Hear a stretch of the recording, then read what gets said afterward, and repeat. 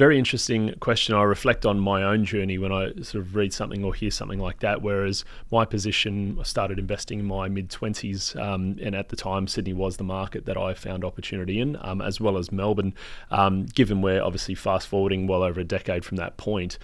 Where the markets are for someone potentially with a restricted budget with the intention long term to come back into Sydney, there's a few things that I'd look at there, probably the couple of which is A, capital growth opportunities, B, cash flow that's going to allow you to hold that property, and obviously C is the intention is they want to come back to the Sydney market to buy their home.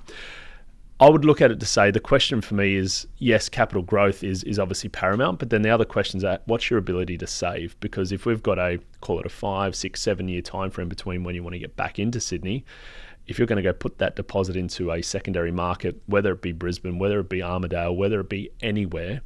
you want to be able to make sure that you're not necessarily restricting your ability to buy back in Sydney as you want to. And secondly, I'd also want to make sure that part of that plan is to actually be able to retain that investment. Because if you're planning to say, I want to invest and then I want to go and effectively pillage and take that money and then put it back into another market where I want to buy my home, chances are you're not going to achieve either, because you're not going to get the capital growth you'd expect. The cycle you'd really want to be holding through would be, I'd say minimum 10, more like 10, 15 years mindset.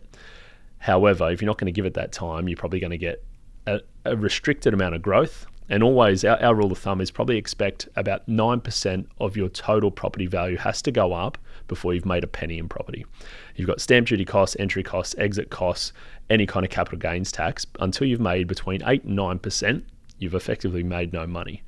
So I would say that to answer the question, make sure that you have really the right intention here to make sure that part of this investment is to hold it and that your numbers are, even if that property doesn't go up in value, that you're still saving money to come into Sydney. But then secondly, if you're going to look at assessing markets, that those markets are going to fit obviously your borrowing capacity, but B, are also going to allow you to continue to save in the background. So